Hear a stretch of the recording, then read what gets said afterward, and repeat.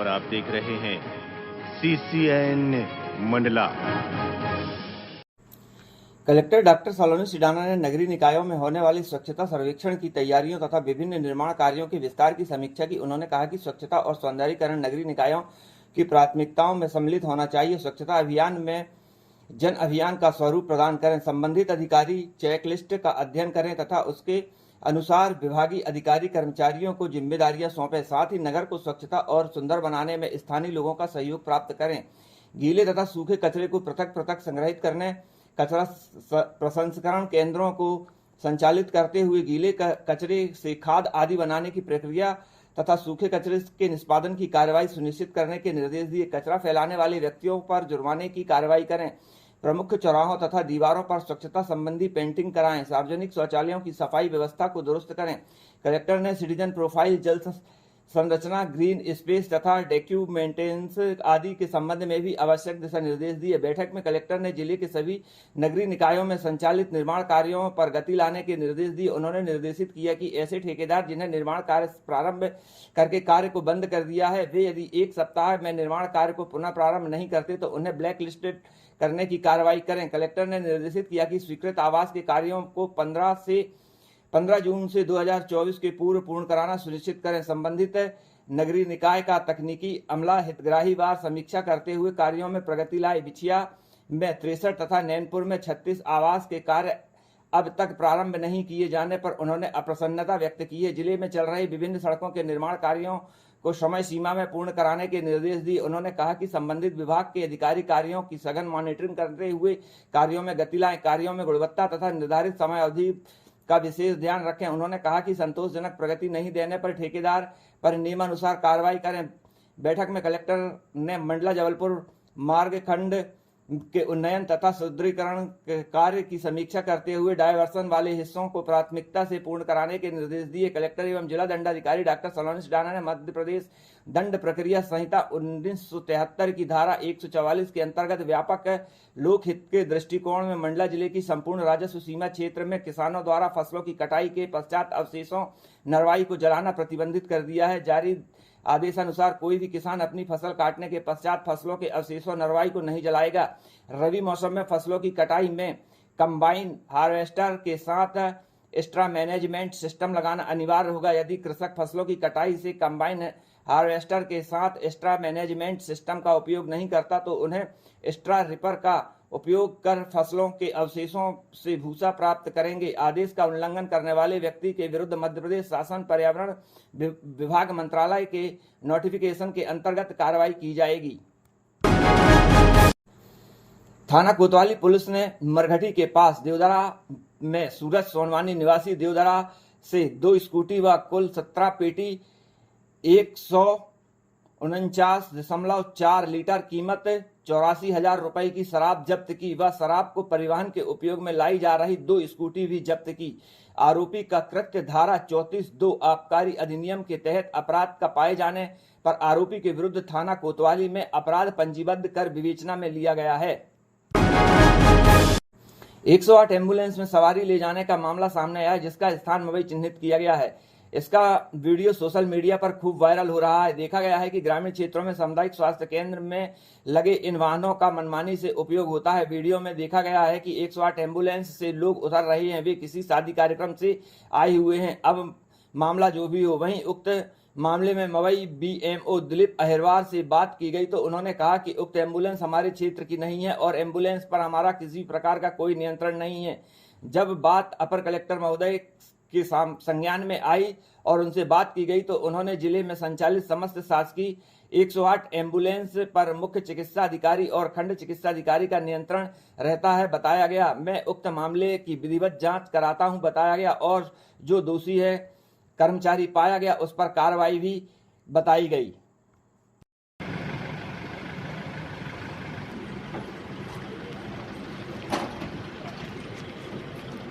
Number plate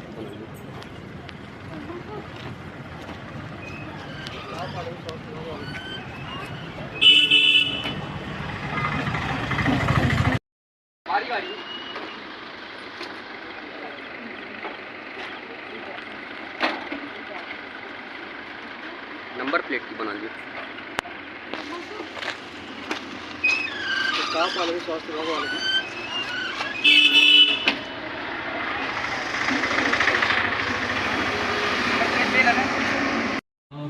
आपके द्वारा ये संज्ञान में लाया गया है, इसकी सीएमएचओ से हम जाँच करवाएंगे और कोई भी अगर अवैध गतिविधि हो रही है तो उसके नियमानुसार कार्रवाई की जाएगी।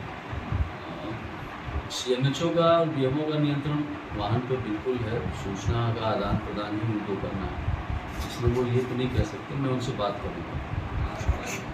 सर, एक्सीडेंट होने पर 108 को जब कॉल किया जाता तो समय ज़्यादा लग रहा है उनको पहुंचने में, रिपोर्टिंग टाइम लेट हो रहा है, मैं उसके सिलसिले में बात करूँगा। सर लेकिन बारात ढूंढने के तुरंत पहुँचे, बिल्कुल उसकी जाँच करवाएंगे। जो देखा जा रहा है वायरल हुआ है, एम्बुलेंस में से कम से कम 10 से 12-15 लोग उतरते हुए नजर आ रहे हैं। मवई की तो मैं नहीं कह सकता, मवई की नहीं तो गाड़ी नहीं है कि मवई की गाड़ी है। और दूसरी बात तो मुझे नहीं, मैं ये नहीं कह सकता हूँ कि ये गाड़ी मवई की, उसमें जो उतर रहे हैं ना तो मैंने आपसे बहुत बताया कि ना मैं उनको पहचानता हूँ कि वो कौन है, और ना ही मैं गाड़ी के नंबर से आपको बता सकता हूँ कि कौन सी गाड़ी है। हमारे यहाँ 3 लोकेशन है, एक मवई लोकेशन है, एक मेड़ा लोकेशन है और एक हुटास लोकेशन है। हमको इस लोकेशन को ऐसे नंबर देके लोकेशन हमको नहीं दी गई है कि ये लोकेशन आपकी, ये नंबर आपकी लोकेशन में रहेगा। सर जैसे उन्होंने स्पष्ट बताया है कि ये गाड़ी जो दिखाई दे रही है, नंबर दिख रहा है, ये मवई विकासखंड की गाड़ी है। अब मुझे नहीं पता उन्होंने किस बेस पे बोला, उन्होंने नंबर देख के, और उनके पास नंबर जानकारी हमारे पास है। मेरे को नहीं लगता किसी बीओ के पास में सिर्फ लोकेशन अलर्ट हो जाती है, बाकी नंबर समेत किसी बीओ को नहीं दी गई है कि हाँ नंबर, इस नंबर की गाड़ी तुम्हारे पास में रहेगी, इस नंबर की गाड़ी तुम्हारे पास रहेगी। मैंने बताया 3 लोकेशन अलर्ट हुई है। लोकेशन अलर्ट होते हैं, गाड़ियां नहीं होती। गाड़ियां अलर्ट हो, उसी लोकेशन उन्होंने बता दी, एक लोकेशन पे इस पर गाड़ी होती है और एक लोकेशन आपकी है, यहाँ पे गाड़ी रहेगी और यहाँ पे गाड़ी रहेगी। ये जिले से या उनके जो डिस्ट्रिक्ट कोऑर्डिनेटर हैं, उसको जो गाड़ी चलवा रहे हैं, जिसने ये कॉन्टेक्ट लिया है, ये वही बता सकते कि हमारे यहाँ कई बार ऑफलाइन नंबर से कभी नहीं होती, कई बार ऑफलाइन हो जाती कोई गाड़ी तो दूसरी गाड़ी भी लोकेशन पे आ जाती है, दूसरे नंबर की भी आ जाती है। आपकी पीएससी में जो एम्बुलेंसेज चल रही हैं उनको कौन कोऑर्डिनेट करता है? 108 सी भोपाल से कंट्रोल होती है, कॉल वहाँ करते हैं, कॉल से वो कॉल जो आता है, जहाँ से आता है वहाँ से वो उस लोकेशन पे पेशेंट को लेने जाती है। विस्तृत जानकारी किससे मिल सकती है? अब विस्तृत जानकारी तो आप जो अगर हो सकता है तो डिस्ट्रिक्ट में मिलेगी, वरना आप जो जिला कोऑर्डिनेटर होता है उनका, उनसे मिलेगी। अब ये तो गलत है, लेकिन मैं नहीं कह सकता हूँ कि भाई ये बारात ढुल रही थी क्या ढुल रही थी, मुझे पता नहीं है, तो गलत है। अगर मैंने आपसे पहले बता दिया कि मैं उनको पहचानता नहीं कौन है क्या है। बारात की अब ये मैं नहीं कह सकता भाई कि बारात के ढुल रहे हैं या किस चीज की ढुल रहा है। मैंने आपको पहले ही बता दिया ना उसको कि मेरे को नहीं, मैं उनको पहचानता नहीं तो मैं कैसे बोल दूं कि बारात के हैं, या वो बारात में जा रहे थे या कहाँ जा रहे थे। कलेक्टर डॉक्टर सलोनी सिडाना ने अंजनिया, मोती नाला, खिकसादान, भीम डोंगरी आदि क्षेत्र का भ्रमण करते हुए शासन की विभिन्न योजनाओं के तहत किए जा रहे कार्यों का अवलोकन किया। उन्होंने संबंधित अधिकारियों को निर्देशित किया कि क्षेत्र का प्रभावी भ्रमण करते हुए कार्यों में गति लाएं। जनमन योजना के तहत बेगा हितग्राहियों को स्वीकृत किए गए आवास के निर्माण कार्यों की प्रगति देखने कलेक्टर डॉक्टर सलोनी सिडाना बेगा बाहुल्य ग्राम खिकसादांड पहुंची। यहां पर उन्होंने बेगा हितग्राही रामकुमार हजारिया, अधियारो बाई आदि हितग्राहियों से चर्चा करते हुए उन्हें आवास के निर्माण कार्य को बारिश से पहले पूर्ण कराने के लिए प्रेरित किया। भ्रमण के दौरान कलेक्टर ने विभिन्न ग्रामों में नल जल योजनाओं में संचालन तथा हैंड पंपों की स्थिति के संबंध में भी ग्रामीणों से जानकारी ली। ग्राम खिकसादांड में नल जल योजना का कार्य अब तक प्रारंभ नहीं होने पर उन्होंने नाराजगी व्यक्त करते हुए संबंधित एजेंसी को कारण बताओ नोटिस जारी करने के निर्देश दिए। कलेक्टर ने ग्राम खिकसानंद के एक बेगा के घर पर बने भीना में बैठकर स्कूल जाने वाले बच्चों से चर्चा की तथा शैक्षणिक गतिविधियों के संबंध में फीडबैक लिया। उन्होंने बच्चों के शिक्षकों की उपस्थिति, विद्यालय भवन की स्थिति, मध्याह्न भोजन, छात्रवृत्ति, गणवेश आदि के संबंध में जानकारी ली। इस दौरान कलेक्टर ने उपस्थित ग्रामीणों से ग्राम की आर्थिक गतिविधियों, खेती आदि के संबंध में जानकारी ली। उन्होंने संबंधित अधिकारियों को निर्देशित किया कि प्रत्येक किसानों को उपार्जन की प्रक्रिया एवं तिथि से अवगत कराएं। कलेक्टर ने ग्रामीणों से राहत राशि वितरण आदि के संबंध में भी जानकारी लेते हुए संबंधित अधिकारियों को आवश्यक निर्देश दिए। हाई स्कूल सर्टिफिकेट परीक्षा प्रथम श्रेणी से उत्तीर्ण करने वाली दिव्यांग बालिका द्रौपदी ध्रुवे के सामर्थ्य का सम्मान करने कलेक्टर डॉक्टर सलोनी सिडाना छत्तीसगढ़ राज्य की सीमा में लगे ग्राम भीम डोंगरी पहुंची। द्रौपदी के दोनों हाथ नहीं है, फिर भी उसने अपने पैरों से उत्तर लिखकर 10वीं बोर्ड की परीक्षा को प्रथम श्रेणी में पास किया है।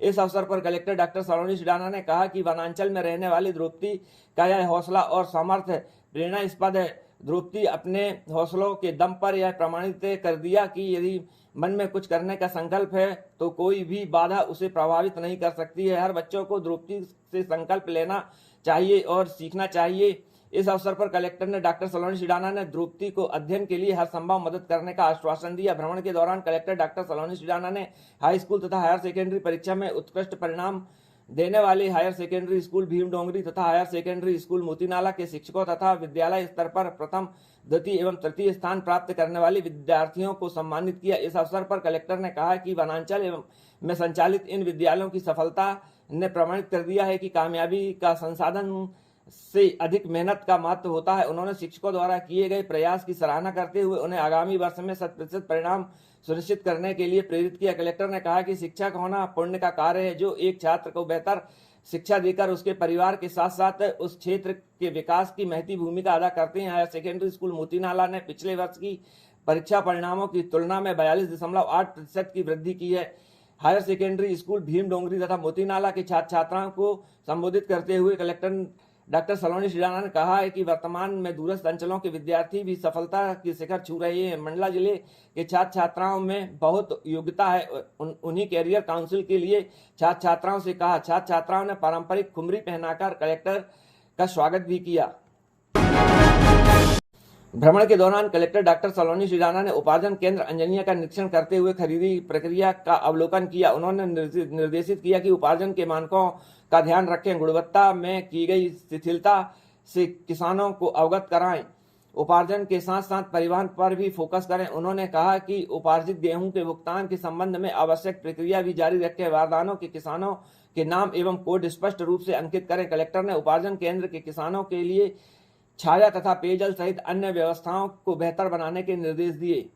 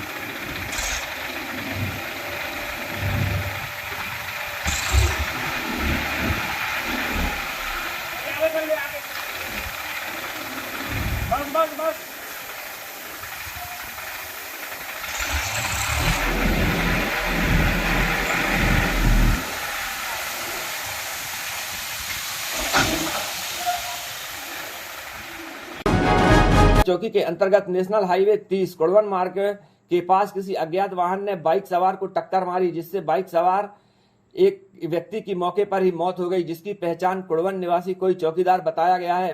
मौके पर पुलिस पहुंची और जरूरी कार्रवाई की गई। वहीं अज्ञात वाहन की तलाश में पुलिस जुटी है।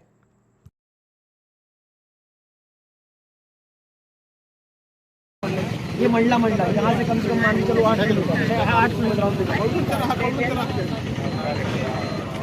थोड़ा पीछे। हाँ सर नमस्कार।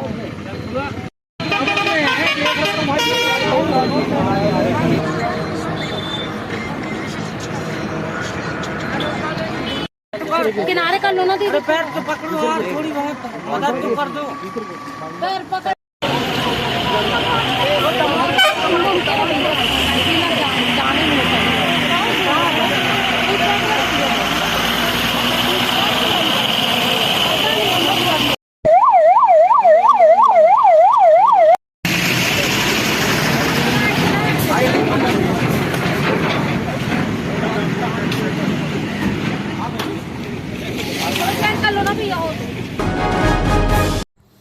करंट लगने से युवक की मौत का मामला सामने आया। थाना बमनी बंजर के अंतर्गत ग्राम तिलई में निर्माणाधीन मकान की तराई सिंचाई के दौरान 32 वर्षीय लेखराम भांवरे को करंट लगा, जिससे वह जमीन पर गिर गया। तुरंत ही उसे घरवालों के द्वारा सामुदायिक स्वास्थ्य केंद्र बमनी लाया गया, जहां डॉक्टरों ने उसे मृत घोषित कर दिया। मौके पर पुलिस पहुंची, मर्ग कायम कर आवश्यक कार्रवाई के बाद शव को परिजनों को सौंपा गया।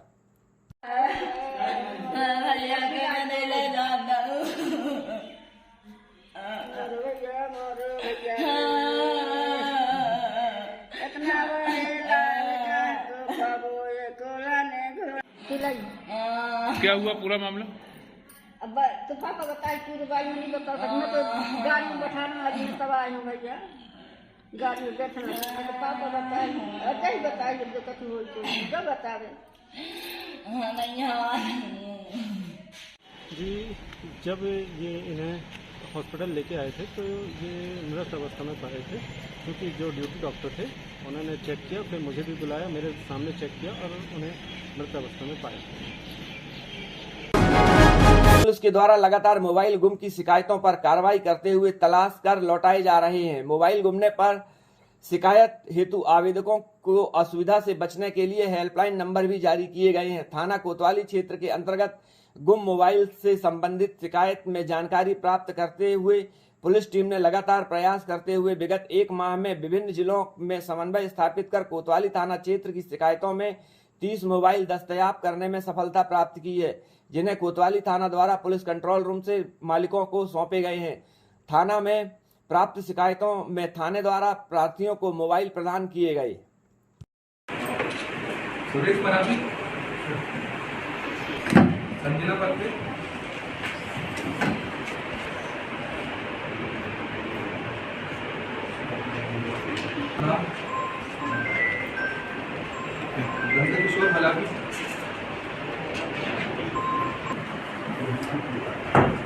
यही आपका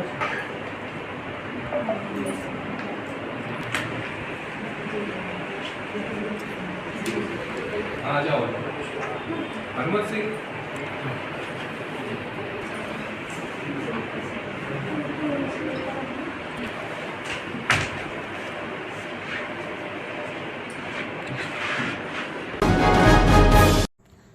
मंडला शहर के अलावा ग्रामीण क्षेत्रों में भी चोरी की वारदातें बढ़ रही हैं। पहले तो चोर घरों में, दुकानों में रुपया, जेवर व सामान पर हाथ साफ कर रहे थे, लेकिन अब जो मामला सामने आया है उसमें कृषि व पोल्ट्री फार्म में भी चोरों ने चोरी की वारदात को अंजाम देने से बाज नहीं आए। ऐसे ही डिंडोरी मार्ग में दिवरी दादर स्थित पटेल कृषि फार्म में चोरी की वारदात को अंजाम दिया गया, जहां से चोरों ने 51 नग बकरा व बकरी जो ऊंची नस्ल के बताए गए, जिन्हें चोरों के द्वारा चोरी कर लिया गया। कृषि फार्म के मालिक एडवोकेट सीबी पटेल ने बताया कि उनके पटेल कृषि फार्म में दिवरी दादर स्थित जहां पर ऊंची नस्ल के 51 बकरा बकरी जिनकी कीमत लगभग 7 से 8 लाख रुपए बताई गई है, अज्ञात चोरों के द्वारा चुरा लिया गया। चोरी की वारदात को 22 अप्रैल 2024 की रात्रि 11:30 व 12:30 के बीच अज्ञात चोरों ने चोरी की वारदात को अंजाम दिया। जिसकी रिपोर्ट उनके द्वारा कोतवाली थाने में भी दर्ज कराई गई है, परंतु आज दिनांक तक चोरों का सुराग नहीं लग पाया है। तो सोचने वाली बात यह है कि पहले तो चोर रुपया, पैसा, जेवर, सामान चुरा रहे थे, लेकिन अब वे बकरा, बकरी, मवेशी व मुर्गा, मुर्गी पर भी हाथ साफ करने से बाज नहीं आ रहे हैं। और अब देखना है कि पुलिस के द्वारा कब तक इस चोरी को पकड़ने में सफलता प्राप्त की जा सकती है। सर, आपके यहाँ चोरी की वारदात हुई है, क्या क्या सामान आपका गया, चोरी में गया है, कितने की चोरी हुई है और इसकी रिपोर्ट आपने कब दर्ज कराई और अभी तक क्या कार्रवाई आपको हुई जिससे आप संतुष्ट हैं या असंतुष्ट हैं?